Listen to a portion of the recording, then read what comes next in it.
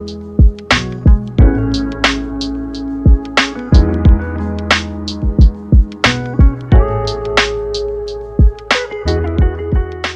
muy buenas noches. Un gusto saludarlos nuevamente, haciendo una nueva versión de charla sobre el autocuidado, esta vez hablando con la uróloga en el marco del mes de la salud masculina, ¿verdad? Se nos hizo importante después de todas las dudas que surgieron durante la transmisión que hicimos con el doctor Calvo relacionado con endocrinología, pues resolver algunos temas que de repente con, eh, primero, por el mes, con los hombres, de repente no hemos tocado en ninguna actividad sobre sus dudas que tienen respecto a cómo la enfermedad puede afectar, ¿verdad? En su aparato reproductor y demás. Y luego también aprovechando el espacio con la doctora, abarcando otras preocupaciones más que tenemos ambos, ¿verdad? Las mujeres y los hombres eh, relacionados con nuestro sistema urinario. Quiero presentarles a la doctora Aguilar. Ella tiene el gusto de estar el día de hoy con nosotros presentando este tema que nos interesa tantísimo. Ella es cirujana uróloga, graduada de la Universidad de Costa Rica, que actualmente eh, atiende en el Hospital México y también en la consulta privada en Heredia, que luego ella más adelante nos va a comentar cómo consultar. Bienvenida, doctora. Buenas noches, muchas gracias. Gracias a todos, gracias a la asociación. Bueno, como les dijo Tatiana, mi nombre es Laura, soy cirujana uróloga. Eh, el doctor Ernest me había comentado que quería que tocáramos un poquito el tema de cáncer de próstata, principalmente alusivo a este mes, ¿verdad? Que es el mes de prevención del cáncer de próstata. Una de las preguntas que a veces me hacen a mí con frecuencia, a grosso modo, es que si tener una enfermedad intestinal inflamatoria es un factor de riesgo para el cáncer de próstata. Fíjense que esos son estudios muy extensos que se han hecho en poblaciones, estudios serios, y realmente no se ha documentado que haya, o sea, no se ha establecido la enfermedad intestinal inflamatoria como un factor para cáncer de próstata. No está testado. O sea, por ejemplo, si revisamos la última guía europea de urología de cáncer de próstata, viene mencionado dentro de las etiologías como enfermedad de Crohn o CUSI. Las dos vienen mencionadas como mayor incidencia, mayor relación, factor etiológico. No está determinado. No lo podemos decir que no, pero lo tienen testado como indeterminado. Por lo tanto, entonces no podemos decir que es un factor de riesgo. Yo creo que hoy, a raíz de que sé un poquito de las preguntas que tenían inquietudes para responder hoy, quiero hablar un poquito de cáncer de próstata, a grosso modo, y quiero hacer un poquito, luego que hablemos un poquito para poder responder todas las preguntas que nos hicieron. Con respecto al cáncer de próstata, hay muchas cosas importantes que siempre me gusta que los pacientes queden después de esta charla, porque cuando hablan de próstata, a veces siento, cuando hablamos de próstata, los pacientes a veces vienen con los conceptos como muy confundidos con respecto al crecimiento, al cáncer y la inflamación. Yo siempre les digo a todos los pacientes que la próstata es un órgano como es el estómago. El estómago, ¿qué nos puede dar? Nos puede dar una gastritis, una inflamación porque comimos algo pesado, porque tenemos un proceso de una gastritis aguda o crónica. Nos puede dar una infección gástrica por un virus y nos puede dar un cáncer gástrico. Y los tres son entidades diferentes. Pero vieran que curiosamente en próstata, cuando un paciente tiene algo a nivel de próstata, todos se asustan porque todas las personas cuando tienen algo en la próstata piensan que es un cáncer. Porque yo a veces siento que es por desinformación, tal vez falta hasta educación de nosotros mismos los médicos para hacerle entender al paciente de que una cosa es que la próstata esté aumentada de tamaño, que otra cosa es que la próstata tenga cáncer de próstata y que otro diagnóstico es que la próstata tenga una infección crónica o aguda. Son entidades completamente diferentes. Con respecto al crecimiento prostático, un concepto importante es a quién le va a crecer la próstata, cuál paciente. Mientras el paciente tenga los dos testículos o tenga un solo testículo, la próstata le va a crecer a todos los varones, les va a crecer la próstata. Entonces, el crecimiento prostático con la edad se va dando paulatinamente con la edad, es como como que crezcan las canas, como que salgan las canas. Es algo que a todos los pacientes les va a pasar.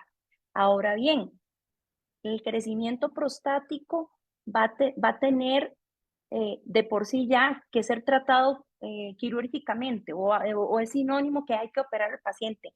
No necesariamente, porque eso depende mucho, uno, del tamaño prostático, de hacia dónde crece la próstata y de muchos factores mecánicos en la vía urinaria. La vejiga tiene a su salida la próstata y a través de la próstata pasa el caño urinario como haciendo un túnel. Entonces, pues si la próstata no está teniendo aumento de resistencia a nivel del caño urinario y el paciente orina bien, aunque tenga una próstata grande, pues no hay que hacer ningún tratamiento. Entonces, a veces muchos pacientes consultan asustados porque le hicieron un ultrasonido y la próstata salió grande. Bueno, está grande probablemente porque tiene o 50 o 60 o 70 o 80 años, pero la próstata es normal que aparezca así porque es normal que vaya a tener su crecimiento. Y el tener la próstata grande, el que la próstata aumente de tamaño, no es un factor de riesgo para tener cáncer de próstata. De hecho, yo quise independizar ese tema, crecimiento prostático. No es un factor para cáncer de próstata. Entonces, a todos los varones, mientras que tengan unos testículos, la próstata les va a crecer. No es un factor de riesgo para cáncer de próstata. ¿Cuándo empieza a crecer la próstata? Si le hiciéramos una biopsia a los pacientes cuando tienen como 40 años, ya se va dando un aumento de las células de la próstata en esa biopsia. Cuando se va haciendo ya tal vez más evidente, como después de los 50 años, ya tal vez la próstata, incluso el tacto rectal va cambiando de tamaño. Y si el paciente tiene 80, 90 o 100 años, pues de fijo va a estar con una próstata muy grande. Eso con respecto a crecimiento prostático. Independiente de cáncer de próstata, no tiene nada que ver, no es que entre más grande sea la próstata, más posibilidad de tener cáncer de próstata. Entonces, para que saquemos ese concepto de ahí, esa pregunta tan frecuente con respecto al crecimiento. Con respecto al cáncer de próstata, el cáncer de próstata es un cáncer que también se presenta a mayor edad. Como factor de riesgo, uno es la edad, a mayor edad más posibilidad de que haya cáncer de próstata. Lo otro también es la etnia. Los pacientes de raza negra, descendientes, tienen más posibilidad de tener cáncer de próstata, incluso más agresivos. Y lo otro es el antecedente heredofamiliar de cáncer de próstata. Pero en ese antecedente heredofamiliar de cáncer de próstata es muy importante definir en cáncer de próstata cómo es un cáncer heredofamiliar. No es un cáncer de que mi abuelito de 90 años salió ahora con cáncer de próstata. No es de señores mayores. El verdadero cáncer de próstata son una generación subsecuente de varones, unas 3 varones de diferente generación seguidas que tengan cáncer antes de los 60 años o 2 varones de una familia que alrededor de los 55 años ya tengan cáncer de próstata. O sea, el verdadero cáncer heredofamiliar de próstata son esas familias donde el cáncer de próstata se está presentando en hombres jóvenes. El otro factor importante es las familias donde los varones, hay casas donde los varones de esa casa tienen cáncer de próstata y las hermanas tienen cáncer de mama y la mamá tuvo cáncer de mama. Probablemente también arrasan el BRCA2, que es pues un gen también que está mutado en ellos y entonces si lo expresan también es un factor de riesgo. Entonces, esas poblaciones tienen que tener cuidado. Los pacientes de raza negra que tengan un verdadero antecedente heredofamiliar de cáncer de próstata y tener antecedente cáncer de próstata, cáncer de mama en la familia y también una enfermedad que se llama la enfermedad de Lynch que también puede generar cáncer de próstata asociado a varios tumores que presentan esos pacientes. Eso como factores de riesgo. Ahora, ese es el cáncer, digamos, a grosso modo, los factores de riesgo. Pero no quiere decir que si yo no tengo esos factores de riesgo, entonces no me voy a controlar la próstata. ¿Cuándo hay que empezar a controlar la próstata? Vieran que si nosotros nos ponemos a ver la literatura internacional y las guías tanto americana como la europea, que en urología somos muy dados a comparar las dos guías, pues hay corrientes muy diferentes. Entonces nosotros, por ejemplo, aquí en Costa Rica hemos tropicalizado, digámoslo así, a nuestra realidad, un poco más esto. Por ejemplo, las guías europeas de urología le dicen al paciente, empiécese a tratar si usted tiene antecedente heredofamiliar de cáncer de próstata verdadero, o sea, el verdadero antecedente heredofamiliar a los 45 años y si el tacto rectal está bien y el antígeno está bien, vuelva como a los 3 años. Aquí nosotros no podemos hacer eso, principalmente en la seguridad social. A veces las citas no dan ni como para a cada año y medio, entonces no es algo real y yo creo que hemos tenido que tropicalizar un poquito eso. Entonces, pues los pacientes que tienen factores de riesgo tratamos de verlos al menos una vez al año. ¿Qué les recomiendo yo a la población general? Si tienen antecedente heredofamiliar de cáncer de próstata, inicien con un antígeno a los 40 años, anualmente a los 45 años empiecen también a hacer el tacto rectal. ¿Por qué los dos? Porque a veces hay cáncer de próstata que tienen el tacto rectal alterado y el examen de sangre siempre sale bien. Entonces, los pacientes que se atienen solo al examen de sangre pueden estar presentando un cáncer de próstata que es palpable y estamos pensando que todo está bien porque el antígeno no varió. Y lo otro es también que a veces hay pacientes que tienen el antígeno alterado y el tacto rectal es normal. Las dos situaciones se pueden dar. Entonces, lo importante siempre es hacer los dos juntos. A veces me dicen, es cierto que es mejor uno que otro. No, los dos juntos. Hay que hacer los dos. Entonces, siempre les digo, a los 40 años empiecen a hacer un antígeno prostático específico, ojalá total y libre a partir de los 40 años. Es un examen sencillo. Siempre les recuerdo que tengan por lo menos 3 días de tener abstinencia, de no haber tenido relaciones sexuales, de no haber eyaculado, porque ese eyaculado puede alterar un poquito el antígeno. Y el tacto rectal que lo empiecen a hacer a los 45 años. Como les digo, si nosotros leemos literatura internacional, hay como mucha libertad a veces de hacerlo cada 3 años, cada 2 años. Nosotros recomendamos que el paciente después de esa edad se lo empiece a hacer año a año, tacto rectal y antígeno. Es un examen fácil, es un examen sencillo, hay mucho morbo, mucha controversia al tacto rectal, es un examen que no duele, es un examen que es incómodo porque es el por el recto, pero no es un examen doloroso y es muy sencillo realmente, ¿verdad? Con respecto a cáncer de próstata, como les dije, en pacientes con enfermedad intestinal inflamatoria, no es un factor de riesgo. Ahora bien, ¿qué sí es lo que pasa en los pacientes que tienen enfermedades intestinales inflamatorias? Lo que sí pasa es que son pacientes que por vecindad, ¿por dónde tratamos los urólogos la próstata? Por el recto. Y delante del recto está la vejiga un poquito más arriba y abajito la próstata. Entonces, los procesos inflamatorios a veces a nivel del recto tienden a alterar un poco el antígeno prostático. Entonces, pues eso es ahí donde empieza esa confusión en la población de pacientes con Crohn o de CUSI, que como el antígeno se les eleva por procesos infecciosos o inflamatorios de la vía urinaria, a veces asociado a que están con la enfermedad activa, entonces piénsese con el hecho de que estoy con el antígeno alto, será algo en la próstata, pero en realidad está más relacionado a la parte inflamatoria. En general, como complicaciones que puede tener el paciente de Crohn o de CUSI a nivel urológico, lo que sí está testado, que es más frecuente, es que son pacientes que tienen mayor incidencia de infecciones urinarias cuando están activos y que también a veces son mayormente formadores de piedras, de litiasis, de piedras en la vía urinaria. Eso sí pasa y eso sí está documentado que pasa. ¿Por qué? Más que todo la litiasis por malabsorción de algunos elementos de la dieta, ¿verdad? Por falta de algunas sustancias también en la orina que no se absorbieron, entonces faltan en la orina y se precipitan sales que necesitaban esas sales, esas sustancias para ser eliminadas y no se eliminan de una manera adecuada, o se eliminan un montón y forman piedras o hacen falta y forman piedras. Entonces, eso sí es más frecuente en esta población. La litiasis de la vía urinaria y las infecciones del tracto urinario, principalmente cuando la enfermedad está activa, principalmente. Con respecto a la fertilidad, también es una pregunta muy frecuente, tanto en varones como en las mujeres. Son situaciones que durante la actividad de la enfermedad o pacientes que no están diagnosticados o que están maltratados, no que los maltrataron, sino que están ni siquiera diagnosticados, pues a veces hay pacientes que tienen alterar la fertilidad justo cuando están en esos procesos de que no están siendo tratados.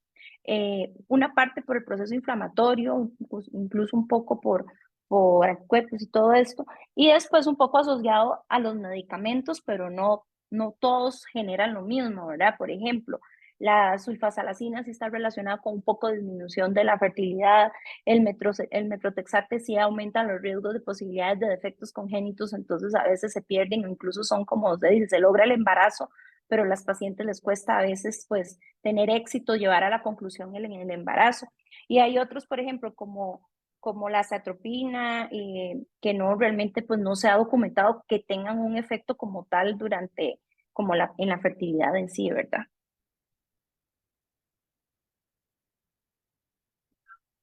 Eh, con respecto, no sé, voy a pasar a las preguntitas. Tatiana, si tiene alguna duda, alguna pregunta. No, sí, adelante. Más bien, digamos, de lo que vas conversando, si quieres, puedo, aún no tenemos consultas de los chicos, pero sí, eh, por ejemplo, bueno, sobre el examen, el tacto rectal, pues yo esperaría que estos chicos no tengan temor a eso, ¿verdad? Porque de por sí que No, ya pasamos por eso normalmente, en CUS y Crohn normalmente, constantemente. normalmente es una población, pues que he tenido la oportunidad en algún momento de tener pacientitos con estas patologías y realmente son una población abierta, son diferentes en ese Sí, sentido. Entienden que el están recto, o sea, acostumbrados. lo está, y más que la costumbre, yo siento que es integrar como cualquier parte, porque digamos, yo Ajá. que soy uróloga, a mí, yo a veces digo, todo lo que se genera en urología es parte del morbo y la mala información que hay. Yo siempre he dicho Ok. eso, los pacientes no Ujú. se examinan la próstata muchas veces por malinformación, incluso entre los mismos pacientes se malinforman. ¿Cómo se hace Ajá. una biopsia? ¿Cómo se hace un tacto rectal? Porque es por el recto, entonces causa un morbo, causa un miedo. A veces que por machismo, no lo siento tanto por machismo, es que lo que veo es que les genera miedo. Entonces sí, son una población que ya conceptualizan dentro de sí el recto, lo reconocen. Es como cuando descubrimos a veces en una labor de parto que una mujer nos ha reconocido el perine. Yo siempre digo que es una población que reconoce el recto y que lo ve normal, que lo integra. Y qué dicha, porque es un problema que yo pienso que a veces genera esto que le digo que es el morbo, el miedo de poderse examinar. ¿Qué aumenta el antígeno prostático? ¿Y qué es el antígeno prostático? El antígeno prostático es una proteína que produce la próstata. O sea, es una sustancia que produce la próstata y que va a ir a la circulación y la vamos a medir. ¿Por qué se dice que es específica? Porque hay un montón de sustancias en el cuerpo que aunque a veces no lo sabemos, se producen mayormente en un órgano, pero hay alguna otra estructura del cuerpo que la produce. Ejemplo, la testosterona. ¿Quién produce la testosterona? Los testículos, pero un porcentaje así de pequeñito se produce en las glándulas suprarrenales, en unas glándulas que están encima de los riñones. Y eso casi, pues no, siempre se pasa por alto. El antígeno prostático no es así. El antígeno prostático es una proteína que lo produce la próstata solamente, por eso es específico. Es una proteína, una calicreína. La medimos en sangre. El antígeno prostático es próstata específico, pero no es cáncer específico. Si fuera cáncer específico sería el marcador ideal, porque si está Ujú. alto, punto, es cáncer, pero no es así. ¿Qué eleva el tacto rectal? El hacer perdón, ¿qué eleva el antígeno prostático? El hacer el tacto rectal puede aumentar el antígeno prostático. Así que uno no le hace un tacto rectal hoy a un paciente y le dice mañana hágase el antígeno o vaya a hacerse el antígeno, porque ese tacto rectal lo va a aumentar, aunque sea un poquito, pero lo va a aumentar. El eyacular también. Cualquier instrumentación de la vía urinaria que al paciente le hayan puesto una sonda de Foley, que le hayan tenido que sacar una piedra, que le hayan tenido que poner un catéter para tomarle una muestra de orina, puede elevar el antígeno. Entonces, cualquier instrumentación. Otro que puede también es cualquier proceso infeccioso genitourinario, como cuáles, una cistitis, una prostatitis, una uretritis, una orquitis, que es la inflamación del testículo, una epididimitis, que es la inflamación de los epidídimos. Y a veces, por vecindad, hay más que todo lo que se llama la translocación bacteriana, a veces en los pacientes, que no es el caso, pero más bien a veces en los pacientes que pasan con constipación, con estreñimiento, más bien en las heces retenidas, y ojalá sea el paciente ya orina mal por edad o algo así, pues a veces empiezan a elevar el antígeno por estar con estasis de heces, orinar mal, entonces andan como con una pelvis pletórica. La pelvis es como un embudo. Y la pelvis, por eso yo siempre le digo a los pacientes, la pelvis es dolorosa. La pelvis en el varón va a alojar adelante la vejiga con el caño urinario y la próstata y la parte de atrás el recto. Entonces un recto inflamado o con heces secas, con estasis de heces, o sea, con heces estancadas o el colon inflamado, produce dolor. Y a veces eso permite también que se den las infecciones urinarias, igual en la mujer. Por eso algo importante en la prevención de infecciones urinarias es siempre cuando empiezo a padecer de infecciones urinarias, es ubicarnos en nuestra pelvis. En el varón, no aguantar las ganas de orinar, orinar cada 2 o 3 horas, siempre examinar, no empezar, digamos, antibióticos o medicamentos ya para una infección sin saber si realmente hay una infección. Entonces siempre acuérdense hacerse un examen general de orina y un cultivo, no empezar antibióticos nada más porque me ardió al orinar. Y en cuanto a la parte rectal, cuando es la población general el estreñimiento, ¿verdad? A veces en ustedes la población de CUSI Crohn pues es diferente, más bien las diarreas y los procesos inflamatorios o que simplemente estén inflamados. Entonces también saber cómo está esa parte rectal, porque curiosamente sí hay mayor incidencia cuando están con el proceso activo. Y en las mujeres, recordar siempre las vísceras de la pelvis, que son igual, vejiga con un cañito urinario así de pequeñito, por eso es que también es mucho más fácil para nosotros infectarnos con bacterias de toda la región del periné. Pensar también en el canal vaginal, porque los canales vaginales resecos, con cambios hormonales dados por embarazo, por estados de posparto, por la menopausia o por ciclos menstruales irregulares o incluso por los mismos métodos anticonceptivos, por ejemplo, a veces los anticonceptivos orales, las pastillas para planificar, cambian el pH y la humedad y la lubricación normal del canal vaginal y es increíble, pero eso también nos predispone a infecciones urinarias.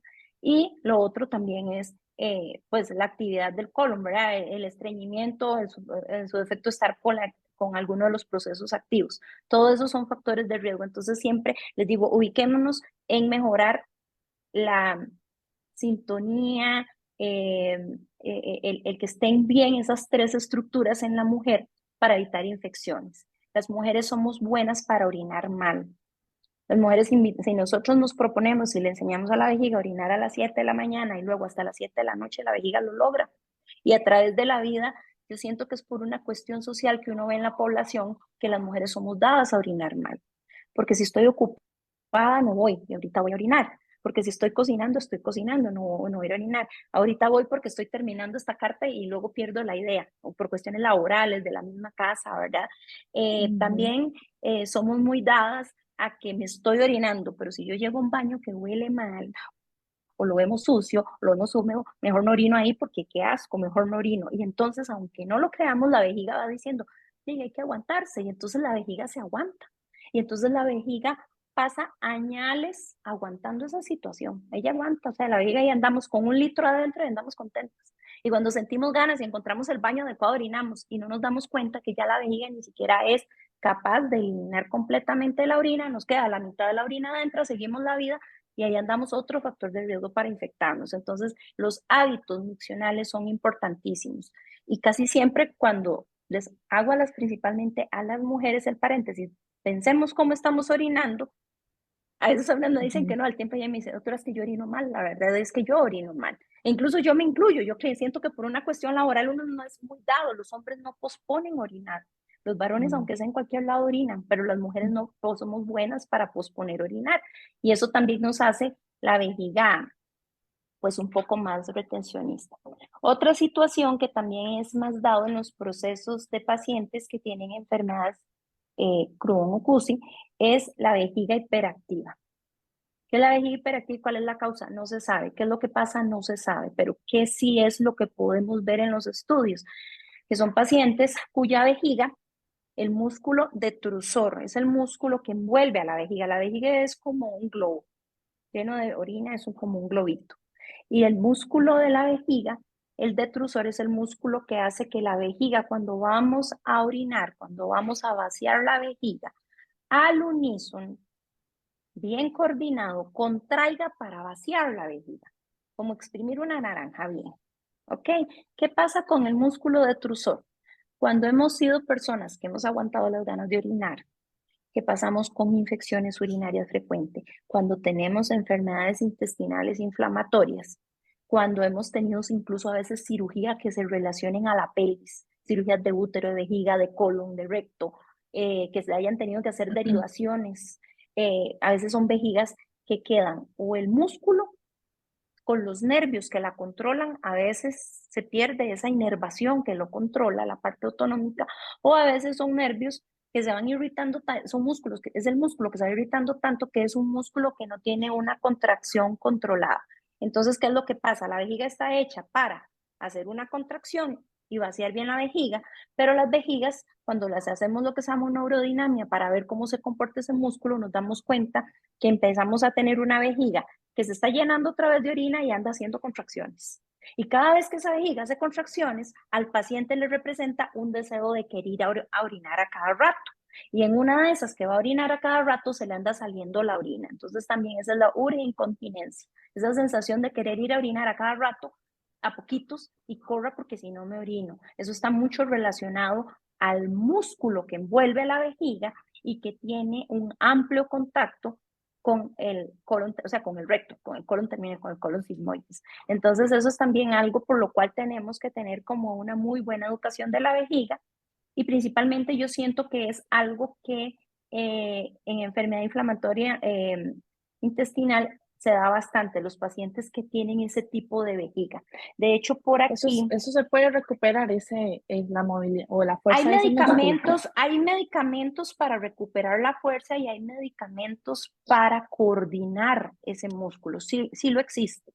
Y son Ujú. pacientes que normalmente les hacemos lo que llamamos neurodinamia, que es un examen para documentar en un tiempo donde vamos llenando la vejiga, vamos midiendo presión en recto, presión en abdomen, presión en vejiga, y vamos viendo cómo se va en un trazo, como hacer un electrocardiograma o un encefalograma, vamos viendo la actividad del músculo de la vejiga y vamos viendo eso, que la vejiga se va llenando y anda exactamente la vejiga como perdida.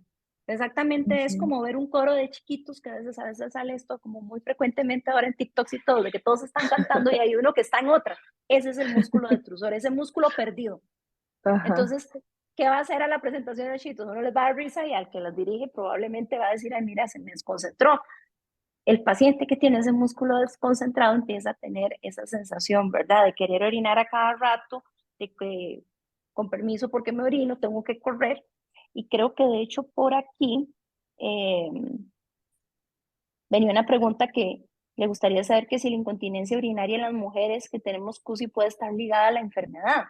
Puede estar en sí no ligada a que a todos los pacientes les va a pasar, pero si han tenido vejigas muy irritadas, el músculo muy irritado por procesos inflamatorios, a veces el músculo sí llega a padecer esto.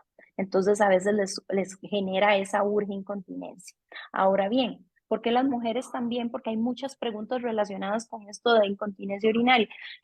¿Por qué las mujeres también con la edad nos llegamos a orinar y por qué los varones no?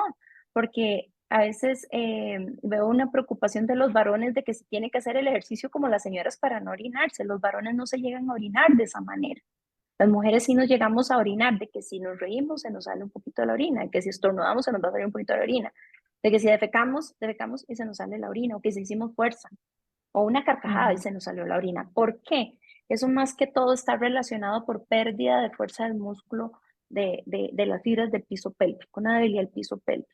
¿Cómo es el piso pélvico? Si nosotros nos viéramos por dentro, el espacio del perine por dentro, que es el perine, el espacio entre las dos piernas, y lográramos ver cómo somos por dentro, que somos al final como un embudo, está, es como decir que si nos quitaran ahí la víscera de la vejiga, del útero y del recto, vamos a encontrar a los 20 años el piso pélvico como una canasta de mimbre bien formadita, así, redondita, con las fibritas bien unidas y todo. ¿Qué pasa con los años con ese piso pélvico? Empieza a cargar embarazos, a pasar cesáreas, a pasar partos, a pasar cirugías pélvicas, a aumentar de peso con el cambio hormonal. Entonces, ¿qué pasa con el piso pélvico a los 50 años? Ya las fibras de la canastita de mimbre está como cuando agarramos la canasta de mimbre para alzar las naranjas del patio. Se van abriendo esas cerdas y va perdiendo esa fuerza del músculo pélvico. Entonces, esa fuerza de los músculos del piso pélvico, pues pueden conllevar a veces toda esa debilidad a que nos dé la famosa incontinencia urinaria de esfuerzo, que es justo eso, que si aumentamos la presión en el abdomen, tosiendo, riéndonos, alzando algo pesado, pues se nos sale un poquito de orina. Entonces, un poquito preguntan, ¿la incontinencia está relacionada al CUSI?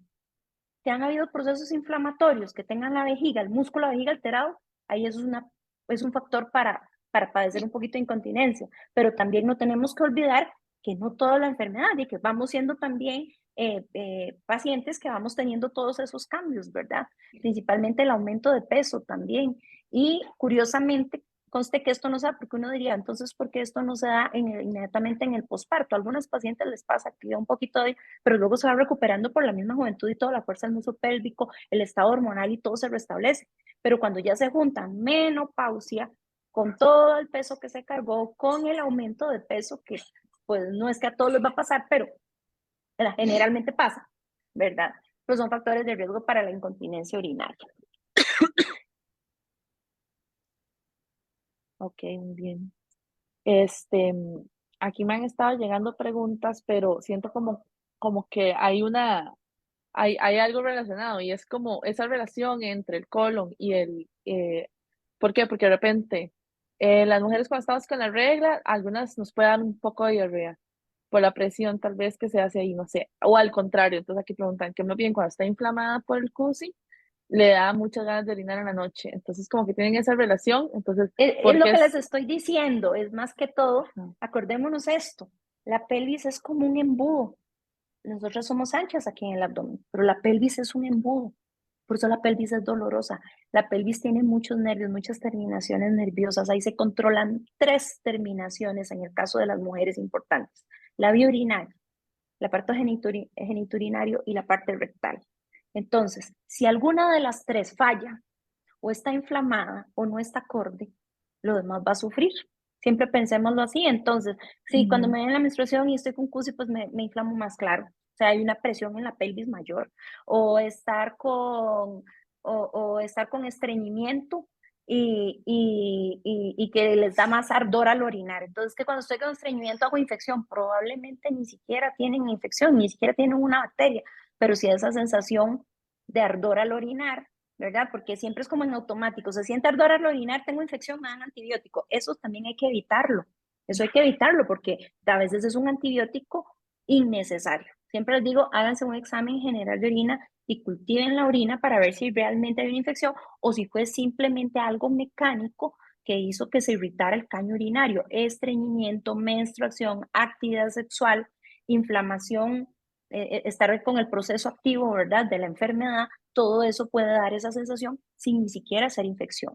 Ahora, como hablamos al inicio, les dije ahora, sí tienen más infecciones, sí, sí hay una mayor incidencia de infecciones. Por dicha, lo usual es que no son infecciones, el término que usamos en urología es infecciones complicadas del tracto urinario. ¿Cuándo sí son complicadas? Cuando se viene la famosa fístula, que el colon haga Ujú. una conexión a la vejiga o a la vagina.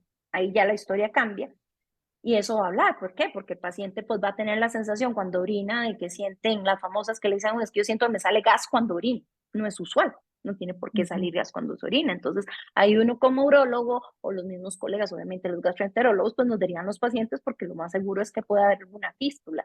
Y normalmente las reparaciones de esas fístulas cuando son de reparación quirúrgica y siempre pues hay dos servicios interviniendo, el especialista de cirugía general de colon y recto, que hace la cirugía de la parte de ellos, y nosotros que tenemos que también desconectar, hacer la desconexión, que es una fístula, una conexión. O sea, la vejiga y el recto en el hombre están a la par, pero no se comunican por nada, porque si se comunicaran no saldría orina por el recto y eso es por la orina y no es lo usual, eso no es así. Y si pasa es una fístula. Entonces ahí es donde intervenimos los dos servicios para hacer reparaciones de ese tipo de fístulas, la parte de cirugía general y nosotros para ver cómo reparamos la vejiga, donde esté el huequito o a donde se haya hecho. Que generalmente esas son a esas estructuras, a vejiga o incluso al canal vaginal, Alba. ¿verdad? En la mujer. Y estas fístulas pueden intensificar las cosas que estábamos hablando antes, me imagino, de todo. Totalmente, totalmente. Imagínense que ya entonces estamos pasando materia fecal a la orina. Y la orina, pues la orina, si no es porque está infectada, la orina es un líquido limpio. O sea, es una estructura, la vejiga normalmente no maneja bacterias. El colon Ujú. sí, el recto sí. Hay unas bacterias normales de ahí, la vejiga no las tiene. Entonces ahí sí vamos a tener una infección de tracto urinario complicada. No va a ser ya una Y, simple cistitis. y Ujú. también puede, digamos, una mujer que haya tenido de ese tipo de fístulas va a tener como más complicaciones como las de ya más adelante, de urgencia de al orinar o de ese tipo de A cosas ya porque... veces, a veces esa manipulación quirúrgica de la vejiga nos deja pacientes con el detrusor, con el músculo que hablábamos, Ujú. inquieto, queda enfermo porque está tocado, porque está cosido, porque está reparado. Entonces, pues son Ujú. pacientes que tienden luego ya todo, ya la fístula pasó y todo, pero el paciente queda con eso de que es que yo quiero ir a orinar a cada rato. Ando con esa Ajá. sensación de frecuencia urinaria, de querer ir a orinar a cada ratito. Entonces, pues sí, pues sí es más frecuente. Ya una vejiguita tocada quirúrgicamente, y eso es un factor de riesgo para que ese musculito tenga no ande sincronizado, sino que ande haciendo lo que quiere. Entonces, como les digo, ahí es donde pues a veces sí hay que dar medicamentos para estabilizar el músculo o para relajarlo incluso, para controlar que no tenga contracciones loquillas, sino que aprenda a que vuelva a contraerse solo cuando se tiene que contraer, que es cuando se va a dar el vaciamiento de la vejiga y no que ande haciendo contracciones completamente perdidas. También otra cosa que pasa es que estar quirúrgicamente a veces ya con cirugías y todo, pues a veces la absorción, nosotros en vejiga vamos a utilizar suturas, hilos para coser la vejiga, que a veces hay que coser por dentro la vejiga y quedan suturas que ya duran tiempos ahí eliminándose en esos hilillos y todo. Siempre se usan suturas absorbibles, o sea, suturas, como decimos, que se caen solas, sí, que se absorben, que se van degradando poquito a poco. A veces esas suturas, por el uso de medicamentos, por ejemplo, los esteroides, retrasan las cicatrizaciones y retrasan la absorción de esas suturas. Entonces, por ejemplo, a veces hacen infecciones porque tienen hilos adentro que todavía no han terminado de eliminar. ¿Y qué hay que hacer? Hay que esperar simplemente que esos hilitos vayan y absorbiéndose, ¿verdad? Y sí, a veces uno sí ve pacientes, por ejemplo, con los medicamentos como cuando han tenido tratamientos esteroideos, más que todo, es que a veces se ve que pueden tener una absorción más disminuida, una reabsorción de esas suturas. Y en los varones, el tema de las infecciones y la incontención, yo creo que no es tan infrecuente, tal vez lo dicen menos, pero de La repente incontinencia también les urinaria, pasa. no, es que sí, realmente la incontinencia urinaria masculina no está tan estudiada en el sentido de no de causas, sino, eh, sino en el sentido de estadísticas de quién padece realmente en los varones la incontinencia urinaria, no está tan definido. Por ejemplo, en los varones, la Lo que incontinencia hagan es como urinaria más de bien esfuerzo, orinadera, les da más bien. sí, y hay pacientes, por ejemplo, que orinan mal por próstata grande, por ejemplo, los que hablamos. Bueno, los que hicieron próstata grande y orinan mal porque tienen la próstata grande. A veces se llegan a orinar, pero esa incontinencia urinaria se llama incontinencia urinaria de rebalse. ¿Qué es la incontinencia urinaria de rebalse? Que la orina se sale porque la vejiga ya está tan llena que ya no aguanta. Entonces, no, entonces dicen, y es que se Ujú, orina. No es que se orina, es que ya la vejiga ni siquiera se vacía. Entonces es ujú. como estar llenando un recipiente con agua y ya se llenó y uno se fue y sale por los lados lo que ya no cabe empieza a salirse. Esa es la incontinencia urinaria de rebalsamiento en los hombres. Ahora, la incontinencia urinaria de esfuerzo que hablábamos, que se va dando con la edad de la mujer por todos los cambios, en el hombre no se da. Al hombre no le da eso de que por la edad o porque aumentó de peso, aumentó de peso, va a empezar a tener incontinencia urinaria. ¿Cuándo vemos incontinencia urinaria de esfuerzo en los varones? Cuando hemos tenido alguna intervención quirúrgica de próstata, a veces sí, o reparaciones en el caño de la orina, en la uretra. Ahí sí. Entonces, por ejemplo, un paciente que le quitamos la próstata porque tenía cáncer de próstata. Se le hizo una cirugía radical de próstata. Ahí sí quitamos toda la próstata cuando hay cáncer. Ese paciente tiene posibilidad de tener incontinencia urinaria de esfuerzo porque ahí sí tocamos la canastita, el piso pélvico, ahí trabajamos quirúrgicamente para quitar la próstata y tal vez incluso el cáncer se extendía hacia esa zona o al esfínter donde se controlaba. Entonces, si son pacientes que cuando tienen alguna intervención quirúrgica de este tipo o cirugías por próstata grande, en la cirugía de próstata grande no quitamos toda la próstata, sino quitamos lo que creció de más, a veces puede dar pie a que el paciente pierde fuerza en el piso pélvico por esas intervenciones. Pero no existe incontinencia urinaria de esfuerzo sin intervención quirúrgica en el varón, en la mujer sí. Y antes Y también hablábamos de las piedras que se nos pueden hacer. En hombres es también igual. Bueno, hay una pregunta acá por eso te la hago, porque dice que normalmente por el qué varón, sean digamos, cristales. Cristales en la orina, me comenta alguien con Crohn. los cristales no importan, el cristal no importa. El cristal de ácido úrico, lo que sea en la orina, no es un factor de riesgo ni es un hallazgo normal en los pacientes que tienen litiasis. Digamos que los pacientes, es que me salieron cristales, incluso a veces piensan que esa es la causa de la piedra. Eso no importa. Más que todo, ¿sabe? Porque hay una mala absorción de sustancias que a veces son necesarias en la orina para actuar en la formación de la orina, para actuar con otras. Y si la sustancia no está porque tiene una mala absorción por la enfermedad, entonces cuando llega esa sustancia a la orina, o llega en gran cantidad alguna, o otras llegan en poca cantidad. Entonces, ¿qué es lo que pasa? Que esos son dos factores. Casi no hayan unas sustancias para eliminar o que haya una gran cantidad de sustancia para eliminar, porque no se está regulando bien la entrada de esa sustancia al organismo, digámoslo así, a través de la digestión, entonces esos pacientes van a tener más posibilidad de formar piedras.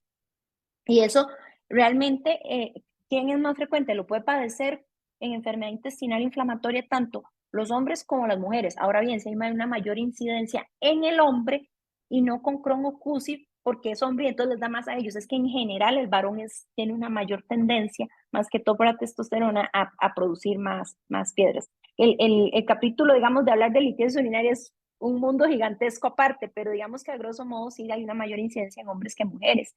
Y en CUSI y en Crohn también se da que tienen mayor incidencia los hombres que las mujeres de litiasis de la vía urinaria.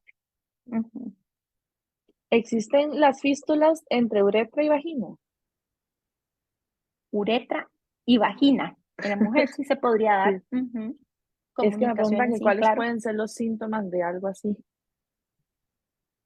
De la uretra y la vagina, generalmente las conexiones de la vía urinaria hacia la vagina es que va a salir orina por la vagina. Ok. Y eso probablemente le va a provocar una infección también.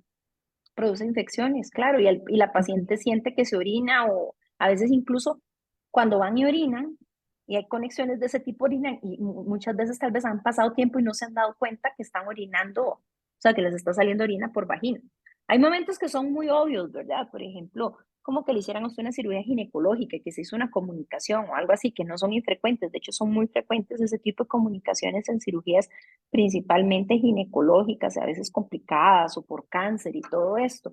Pero sí, los pacientes sí, sí, esa es la queja. La queja es que empiezan a notar que les sale orina por la vagina. Y las del recto hacia la vía urinaria es que empiezan a sentir, una es que pueden ver fibra vegetal, empiezan a ver la orina turbia o la orina incluso con pedacitos de heces, que es lo que uno le manda a hacer la fibra vegetal para determinar si hay una fístula, o incluso empiezan a tener esta sensación de que los varones muchas veces, principalmente los varones, como el caño urinario es más larguito, tienen más sensación que sintieron que les salió aire por el caño urinario y es porque viene gas del intestino y sale por la uretra, en este caso por el caño urinario, a través del pene. Okay. Bueno, las otras preguntas también tenían que ver con ver sangre en la orina. Hay dos preguntas muy parecidas al respecto y casi siempre como sin ninguna molestia y con exámenes normales, es lo Ok, que ellos sí. mencionan. Ajá. El orinar sangre nunca está bien. No tenemos por qué orinar sangre. Orinar sangre se llama hematuria. La hematuria puede ser microscópica o puede ser macroscópica. ¿Qué es macroscópica? Que yo orine sangre y que lo vi. O sea, que vi la orina roja en una taza de servicio blanca, transparente. Hay pacientes que tienen tiempo de estar orinando sangre y tal vez la taza de la casa es color vino o es oscura y no se habían dado cuenta. Pasa, eso pasa mucho. O a veces en las mujeres pasa de que empiezan a orinar sangre y piensan que es menstruación y qué raro, ya a mí se me ha ido la menstruación y ahora estoy otra vez con la menstruación y cuando se dan cuenta es, pero hay muchas maneras. Y está el paciente que orina, se siente y orina rojo, rutilante, terrible y termina en urgencias porque se asustó de cómo orina. Entonces eso es muy fácil si orinó de esa manera. Ahora, el orinar sangre, de que yo de control fui y me hice un examen general de orina y me salió no sangre oculta, sino que le reporten más de 5 eritrocitos por campo alto poder en la parte microscópica del examen general de orina, ahí es donde entonces empezamos a estudiar al paciente porque tiene eritrocituria, o sea, tiene hematuria microscópica. Sí está saliendo de manera microscópica sangre y no la estamos viendo.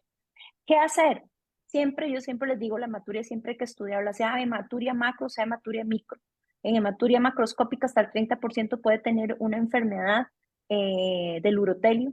Entonces, ¿qué es la enfermedad del urotelio? La enfermedad del urotelio es el tapiz, el material con que está recubierta la vejiga por dentro, las mangueritas que son los ureteros que traen la orina de los riñones a la vejiga y la parte interna de los riñones. Entonces, esa estructura que envuelve, que cubre el color, el material, eso se llama el urotelio. Entonces, eso es una enfermedad y es cancerosa. Entonces, tener enfermedad urotelial es un cáncer y a veces una de las manifestaciones, a veces no, de hecho la manifestación principal es el orinar sangre rojo rutilante. Y también a veces el tipo de, la forma en que se presenta la hematuria, pues nos puede a nosotros hacer pensar qué está pasando, porque por ejemplo, si el paciente llega y empieza a orinar y es como hasta el final que sale sangre, se empieza a orinar normal y es como hasta el final que sale sangre, esa orina puede ser de más arriba. Si empieza desde el inicio, puede ser la causa esté hasta en el caño urinario y no necesariamente sea un cáncer, puede ser que esté bajando una piedra, por ejemplo. Entonces, siempre hay que estudiar a los pacientes. Ahí, como les digo, la hematuria puede tener hasta la forma de los coágulos. Entonces, por ejemplo, si un riñón está sangrando y la orina baja con esa sangre, se pueden formar coágulos que pasan a través del caño urinario y los coágulos pueden parecer gusanitos a la hora de que el paciente los orina. Entonces, eso hasta uno lo orienta a pensar de dónde puede estar el origen de ese sangrado. Es un tema grande. Yo siempre les digo, si hay sangre de manera microscópica en la orina hay que estudiar. A grosso modo, entonces puede ser que la veamos o que no la veamos. Sea cual sea, siempre hay que estudiarla. Y si no la vemos, ¿cuáles pueden ser las causas? Pueden ser urológicas. Las causas urológicas generalmente son como las causas quirúrgicas. Piedras, tumores, malformaciones o incluso una infección urinaria, porque una infección urinaria puede producir eritrocitos, glóbulos rojos en la orina. Y también están las causas que no son urológicas y son causas médicas, como por ejemplo la enfermedad de Berger o la enfermedad de Alport, que son enfermedades ya muy nefrológicas y que termina uno enviando al paciente donde el nefrólogo que le estudie en el riñón y le encuentran que tiene una enfermedad primaria del riñón y que por eso pierde sangre de manera microscópica por la orina. Entonces siempre hay que estudiarlo y nunca asustarnos simplemente porque el examen diga sangre oculta positiva, porque los análisis de orina, yo sé que la población a la que me dirijo es una población que vive muy empapada de los exámenes, que le ponen mucha atención a sus examencitos y eso me encanta, que el paciente esté empapado de sus exámenes y que los analice, ¿verdad? Entonces, por ejemplo, una consulta muy frecuente es que me sale sangre oculta. El examen general de orina, cuando lo hacen, primero le ponen una tirita reactiva, como la tirita para tomar la muestra de sangre para ver en cuánto está el azúcar. Eso es un reactante, eso es una tirita ahí reactiva. Pero a esa muestra de orina, un microbiólogo también la analiza. Entonces, cuando sale sangre oculta positiva, en la primera parte del general de orina, eso es un análisis de una tirita reactiva, pero a ese general de orina lo va a ver un microbiólogo que va a hacer el análisis microscópico. Entonces, si nosotros queremos saber si eso es sangre oculta, de verdad de sangre, nos vamos a ir a los eritrocitos. Y los eritrocitos por campo es lo que nos va a decir si hay más de 5 en dos o tres exámenes generales de orina en diferente momento, pues entonces es el momento de decir el paciente si tiene eritrocituria y hay que estudiar. Muy bien. Bueno, las preguntas que quedan ya regresan como más al tema de los hombres, Uh -huh. eh, que tienen que ver, bueno, nos consultaron varias personas sobre el tema del conteo de espermas. La pregunta iba como referida por un paciente que iba a empezar un biológico, pero Uh igualmente -huh. otras personas pues tienen esa duda, ¿verdad? De si de repente puede influir en bueno, la doctora ya antes lo mencionó un poquito, pero si alguno de los medicamentos puede intensificar el tema de esta problemática. Realmente, digamos, como que en urología lo manejemos y que haya información adecuada, es que la sulfasalacina sí disminuye el conteo de esperma. La sulfasalacina. En los biológicos y esto no se ha determinado. Lo que sí se ha visto es que cuando los pacientes están con la enfermedad activa, el conteo de esperma está más bajo. Entonces, yo siempre le digo a los pacientes, a la larga estabilizar la enfermedad y sacarlos del proceso agudo hace con el tiempo que mejoren el esperma. Entonces, en los momentos agudos, ¿verdad? Porque a veces ha pasado, a veces me he topado unos pacientitos que no están completamente estudiados o que andan de aquí para allá con sus síntomas y no están incluso a veces diagnosticados. Me pasó con dos pacientes y que sí tenían la enfermedad, era que andaban como más, uno recién casado, recuerdo, y otro era que estaba casado por segunda vez y no podía tener hijos, un muchacho joven, y, y resulta que él estaba con su pérdida de peso, con sus diarreas y todo, y el paciente lo que tenía alterado era el conteo, era porque estaba con la enfermedad activa y muy enfermo y no se había dado cuenta, ¿verdad? Estaba sin diagnóstico. Y ese paciente después al tiempo tuvo hijos. Bueno, tuvo un hijo.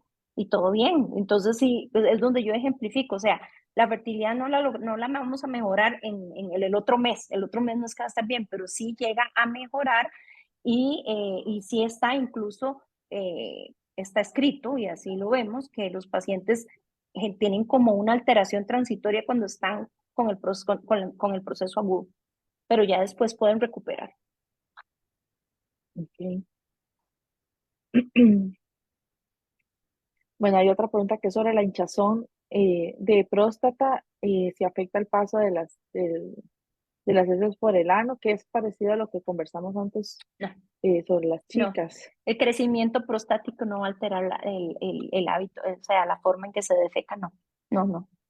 No es un No, cáncer, no es un cáncer en esa zona, es una estructura que crece en su espacio y que tratamos a través del recto, pero no es que todo el crecimiento está hacia el recto, no.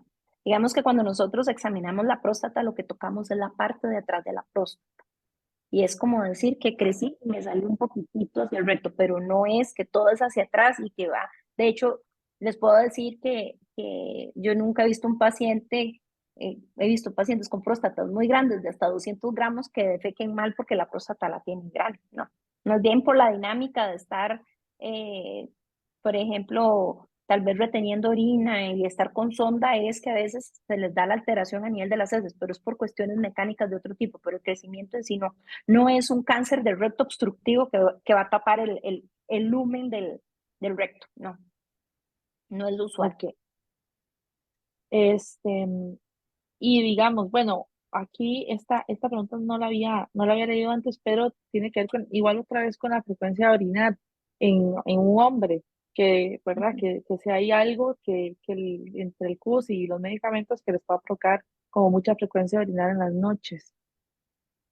Los medicamentos no, por ejemplo, de los síntomas que uno puede valorar en un paciente para ver cómo orina, hay un score de síntomas, o sea, hay como un grupo de síntomas que son muy representativos que uno, al interrogar al paciente, lo pueden darle la idea de cómo está orinando. Entonces, dentro de esos síntomas hay síntomas irritativos y síntomas que son más obstructivos. Por ejemplo, hacer fuerza con el abdomen para orinar, tener la sensación al concluir de orinar, digamos, el paciente termina de orinar, consultar si cuando termina de orinar le queda la sensación de que quedó orina adentro, que tenga vaciamiento incompleto, que tenga disminución del calibre del chorro de la orina, que siente que cada vez que orina va viendo como que el chorro se va haciendo muy débil, que el chorro se entrecorten, o sea, está orinando y solito se corta y tiene que esperar para que reinicie, o que tenga frecuencia, que tenga que ir a orinar a cada rato, que tenga urgencia o que tenga nicturia.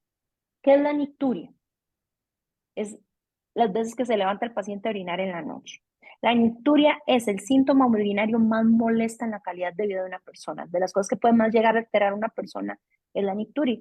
Pero también es el síntoma más multifactorial. Por ejemplo, cuando se padece de diabetes, de presión alta, de insuficiencia cardíaca o de insuficiencia renal, es más dado que los pacientes tienen nicturia, por sí por la enfermedad.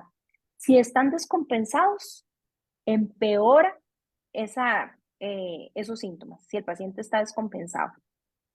Y los medicamentos que muchas veces se utilizan para tratar esas enfermedades, una de las maneras es también haciendo que el paciente orine más. Entonces todavía se da más durante la noche. También se da más con la edad. El paciente es más dado a orinar con la edad en la noche. Y también hay situaciones, por ejemplo, relacionadas a la próstata que pueden hacer que el paciente la orine mal por la noche. No les voy a decir que no. Ahora también tenemos que ver cómo está lo que nos devolvemos, al menos en los pacientes con enfermedad inflamatoria intestinal, también ver cómo está la actividad del músculo detrusor, porque ese bendito músculo, si está no está bien controladito, pues también puede producir esa sensación de querer orinar más. Entonces, la pregunta era que si el crecimiento prostático generaba esa orinadera por la noche, ¿verdad? La nicturia. Realmente, pues sí lo puede generar, pero también siempre hay que poner atención a los otros factores y a enfermedades de fondo asociadas.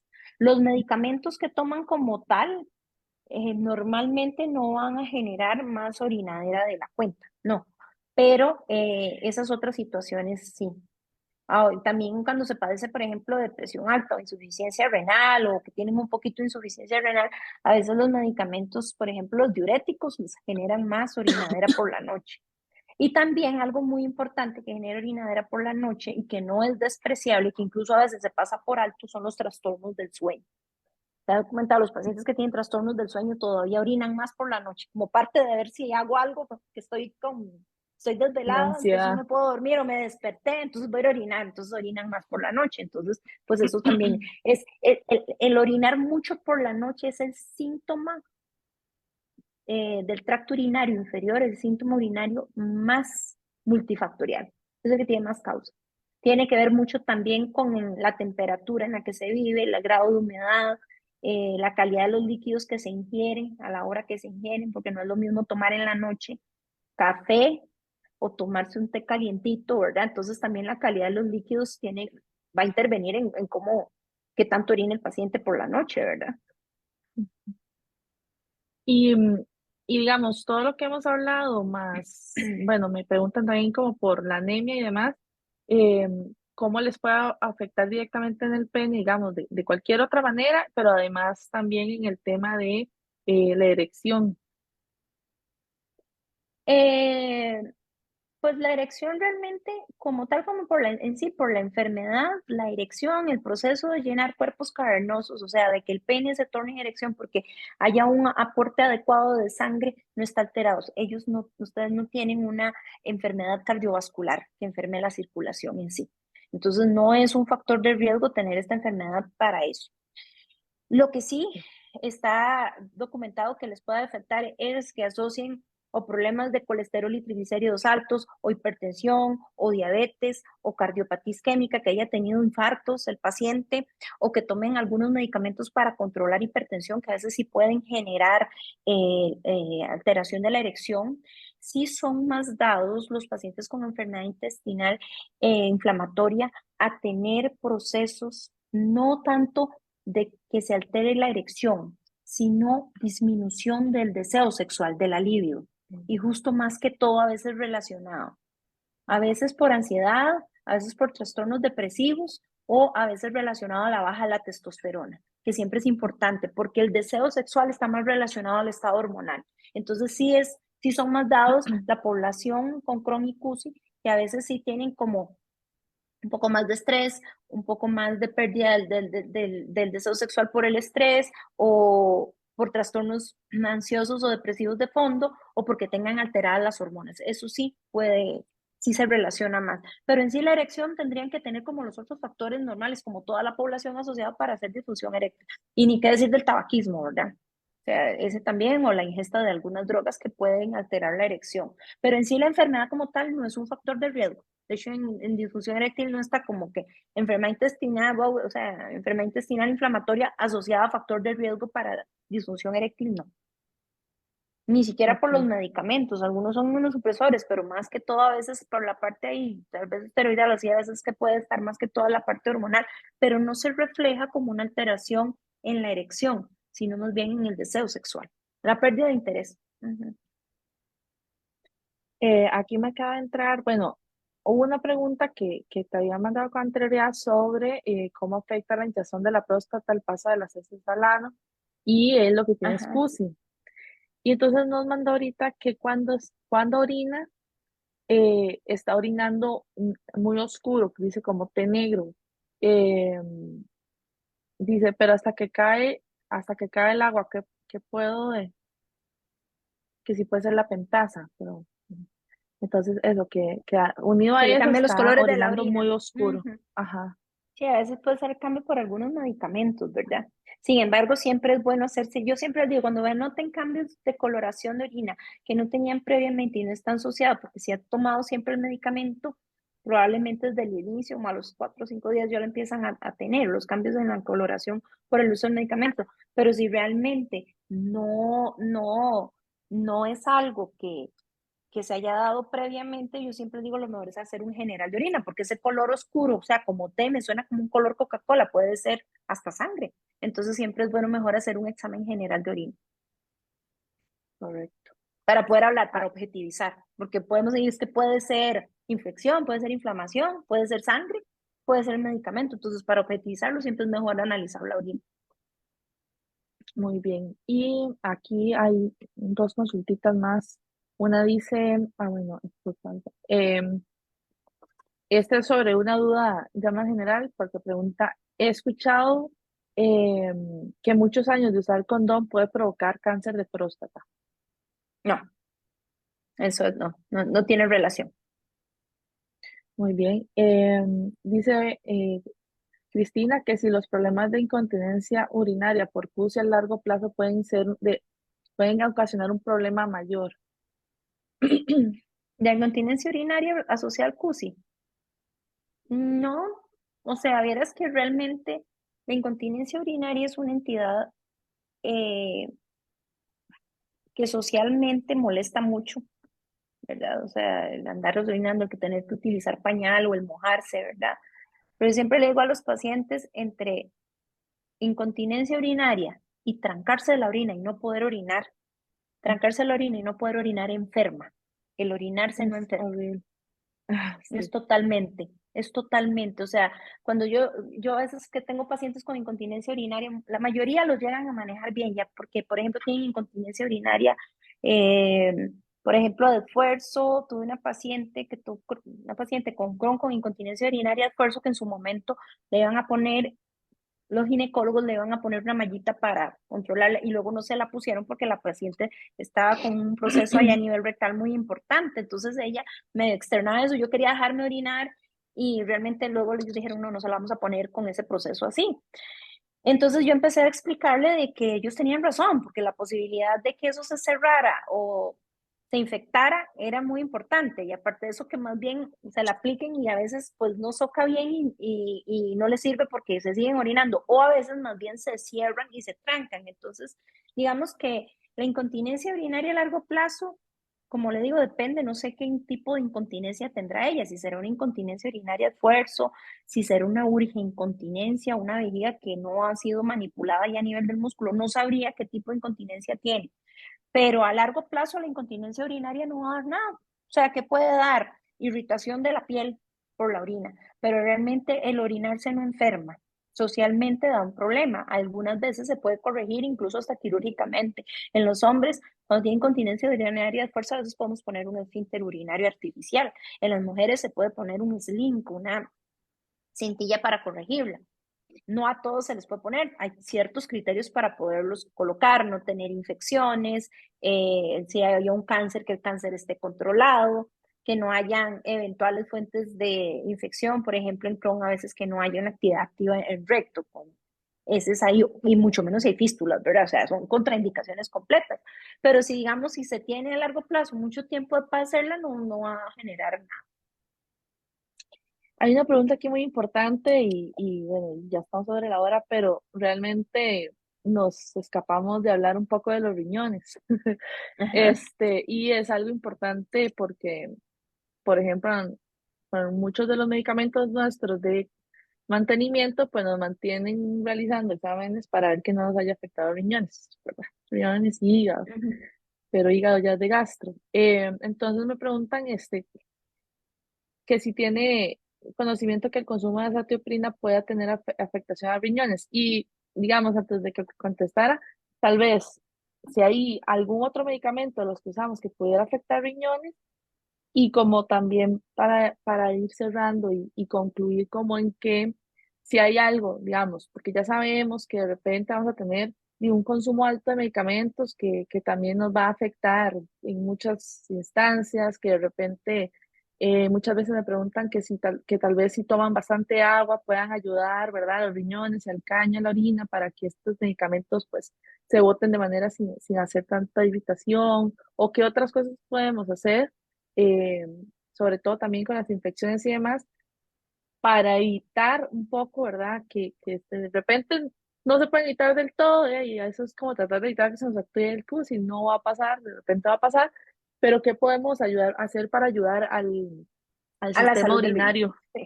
Sí.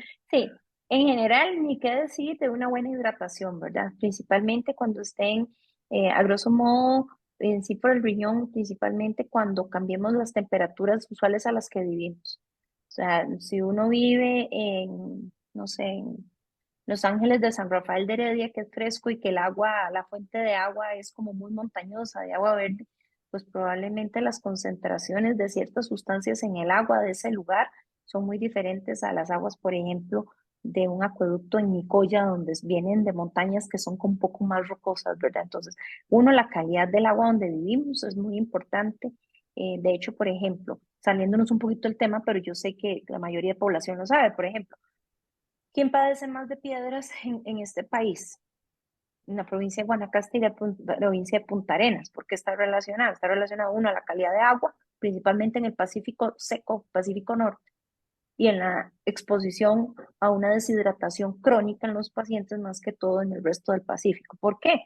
Porque las personas que viven a veces en la costa son carguísimas, pasan rato y no toman líquido, no está ahí a cada rato toma líquido, entonces estar muy consciente de que si cambiamos nuestras temperaturas, si estamos en un lugar caliente, estemos hidratando, ¿verdad? A mí a veces me dicen, doctora, es bueno siempre, ¿cuántas botellas de agua me tengo que tomar al día? Cuando son mujeres les digo, tómense en las que vaya a orinar, porque si se la van a tomar y van a andar aguantando las ganas de orinar, entonces no nos sirve. Tomen todo el líquido que puedan, que vayan a orinar. Cuiden mucho la calidad de los líquidos, o sea, enamórense del agua pura en lugar de estar tomando, por ejemplo, eh, sustancias o gaseosas o todo esto, ¿verdad? Entonces hidratarnos bien, aunque sepa muy rico o de repente a alguien le gusta una Coca-Cola bien fría o con hielo, esto y el otro, ¿verdad? Nos va a hidratar mejor el agua. En componentes de líquidos para prevención de infecciones urinarias es muy importante recordar que, por ejemplo, las bacterias en los exámenes generales de orina viene un apartado que se llama el pH urinario. La mayoría de bacterias no viven en pH menores a 5. Entonces hay sustancias de la dieta que nos pueden ayudar a bajar el pH urinario. ¿Cuáles son esos? Más que todos los cítricos naturales. Entonces no es como que tenemos que coger 10 limones y tomarnos el jugo de 10 limones. Nos va a caer muy mal, no lo vamos a sentir agradable al tercer día que lo hagamos, pero sí los incentivo, mientras que, digamos, con respecto al tracto digestivo, pues estén bien y estén compensados.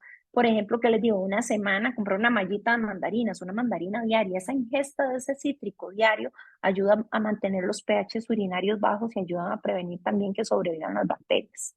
Entonces, los líquidos, de manera natural, los cítricos naturales. De hecho, hoy día hay mucha tendencia, y me imagino que lo han escuchado, hay muchos componentes que hoy día se venden con cranberries, ¿verdad? Entonces hay sustancias que ya vienen con arándano, con una sustancia para mantener digamos, la flora bacteriana normal del recto y la flora bacteriana normal de la vagina. Ya hay hasta pastillitas en el mercado aquí en Costa Rica que vienen con esas tres sustancias. Entonces a veces me dicen, ¿es mejor eso? Eso yo les digo, pues ya se está tomándose otra pastilla. Yo lo que les incentivo es a que aprovechemos que si vamos a comer ensalada le pongamos jugo natural, unas gotitas, no es que hay que poner, como les digo, un montón de limones o hacer fresco natural de naranja o fresco natural de limón. Eh, con eso basta para mantener esto. Evitar el estreñimiento, no aguantar las ganas de orinar, orinar cada 2 o 3 horas con la actividad sexual, ojalá orinar antes y después de tener relaciones sexuales. Eh, ¿Qué más? No porque la actividad sexual como tal sea que se está transmitiendo la bacteria, sino porque si hay alteración, por ejemplo, a veces de lo que hablamos del pH vaginal y todo esto, pues a veces va a ser más, va a haber mayor posibilidad de que se vayan a activar ahí bacterias a nivel de la vejiga, o sea, que baje la actividad. Eh, y principalmente esas recomendaciones. Y ustedes, digamos que si utilizan medicamentos, que como dicen constantemente, se están vigilando la función hepática y la función renal, y también siempre, por ejemplo, como todos, ustedes se les puede torcer un tobillo, pueden tener una fractura, pueden tener algo que les duele y vayan a utilizar algunos antiinflamatorios. Entonces, por ejemplo, los antiinflamatorios siempre hay que tener cuidado porque algunos son nefrotóxicos, entonces también a grosso modo, pues evitar los medicamentos que sean tóxicos para, para los riñones, principalmente los antiinflamatorios. Porque si usted llegó y se torció ahí el tobillo y va a tomarse una Motrin cada 12 horas, 3 días, al riñón no le va a pasar nada si hacemos eso. El problema es tener las 60 Motrin ahí en el botiquín, y si me dolió la cabeza me tomo una, y si me dolió el ojo me tomo una, y si me torcí el tobillo me tomo otra, y si me duele la rodilla, o hacerse adicto a esos medicamentos que a veces Hay muchos pacientes que les dolió la espalda y todos los días, o lo que les duele, se toman algo. Entonces ahí es donde hay que empezar a prevenir el uso de esos medicamentos, ¿verdad? De esos antiinflamatorios, porque sí dañan los riñones. Y conozco hasta pacientes que han llegado a trasplante de riñón simplemente porque tomaban Voltaren todos los días. Algunos en su desesperación de manejo de dolor, de hernias, de discales, de todo, que uno lo entiende, sí, claro. Entonces, en esos pacientes hay que buscar alguna medida terapéutica diferente a que el paciente esté tomando ese medicamento diario. Claro que con una persona clínica del dolor, con alguien que los esté guiando, ¿verdad? Pero digamos, esa determinación de que como tengo el antiinflamatorio, me lo tomo para todo, y es donde se viene el problema, ¿no? Porque un día pase algo, va a tener una toxicidad importante sobre el riñón. Ok. Sí, de repente nosotros puede ser que estamos constantemente con dolores articulares o incluso, ¿verdad?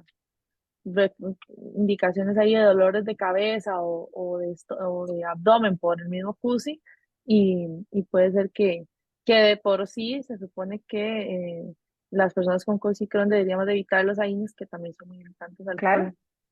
sí. Sí, Este, ese es más que todo, este comentario mío va dirigido a eso, ¿verdad? Que hay dolores ujú, y que duele, o sea, que hay que hacer algo porque al paciente le sí. duele, pero ahí es donde hay que evitar el uso de esos medicamentos, porque por algo que pasó en algún momento, van a funcionar y van a servir y le va a hacer bien al paciente, pero el uso crónico, no, todos los antiinflamatorios en ese sentido pues pueden tener efectos sobre el riñón. Incluso hay algunos antibióticos, principalmente inyectados, que también pueden ser pues tóxicos para el riñón, pero generalmente ya cuando son inyectados hay una indicación médica y si conoce el caso pues van a adecuar la dosis del medicamento a la actividad del riñón por si está deteriorada la función renal y todo esto.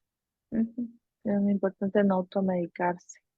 Es Una, importantísimo. Y lo que una por última eso también les pregunta. decía el asunto de, perdón, les decía lo del asunto de que si hay un ardor al orinar, no empiecen, porque si preguntan de farmacia, a veces les mandan de una vez hasta el antibiótico, siempre hagan general de orina y cultiven. No todo ardor al orinar, no toda molestia para orinar implica que haya una bacteria. Y entonces, principalmente, ahorrar esos antibióticos, porque no Ujú. sabemos si en algún momento los vamos a ocupar para algo que realmente sí existe y estamos por un lado resistentes y tal vez ni tenía que pasar por el mal rato tomarse el antibiótico, que a veces son hasta Ujú. pesados. Incluso ya los 2 días se sienten bien y es así como qué pereza y me faltan todavía 5 días de antibiótico y tal vez ni lo necesitaba. Entonces es evitar eso, ¿verdad? Correcto. No, excelente, doctora. La verdad que agradecemos un montón todos estos consejos. Espero que estén tomando nota. Ya saben que la idea de todas estas charlas es justamente no asustarlos y llenarlos de más cosas en qué pensar, sino más bien en que ustedes estén más vigilantes de la salud de ustedes. Eh, Cualquiera de estas consultas que ustedes hicieron hoy, las pueden llevar también a su gastro para que él considere si necesita enviarles hacer examencitos o referencias a urología o a ginecología o a depende, ¿verdad? De lo que el gasto considere, porque acuérdense que ustedes tienen ahí esa puerta para poder pedir referencias de acuerdo a lo que se vaya necesitando. Siempre agradecer a los que nos mandaron las preguntas por todos lados, los que se conectaron. Es súper importante que ustedes siempre estén aprendiendo más y más sobre su cuerpo y sobre su enfermedad para que la puedan manejar cada vez de mejor manera y volverse cada vez más pacientes súper empoderados y conocedores de su cuerpo y eso puede ayudarles a que sí, agarren a tiempo complicaciones, ¿verdad? Y qué mejor manera que hablar hoy de un tema que no habíamos discutido juntos y que de repente nos da un poco de pena algunas de las consultas, pero agradezco un montón la apertura de todos para conversar con la doctora. Y a la doctora Nique el tiempo y todo ese conocimiento que nos brindó el día de hoy realmente es súper valioso. Le agradezco muchísimo, doctora, el día de hoy. No, con todo gusto. Cuando tengan, yo con todo gusto les puedo colaborar, claro, con todo gusto. Bueno, bueno, y una pregunta muy importante que estaba por acá es que dónde atiende la doctora y cómo la contactamos. Bueno, yo soy herediana. Yo doy consulta en Heredia, en la clínica La Inmaculada. Sí, el teléfono ahí es el 2237 0020 y mi consulta privada es en Heredia. Ujú. Soy uróloga Ok, de la Caja en el Hospital México, pero ya tengo que 12 años ahí en el Hospital México, pero a nivel privado trabajo en Heredia. Ujú. ok, perfecto. Entonces ya saben, ahí la pueden buscar si tienen, si quieren, consultar con ella y extender un poco más de este tema, ¿verdad? Entonces, muchísimas gracias. Les deseo una muy buena noche y a la doctora también. Espero que nos veamos pronto. Bueno, muchas gracias. Buenas noches. Hasta luego. Buenas noches.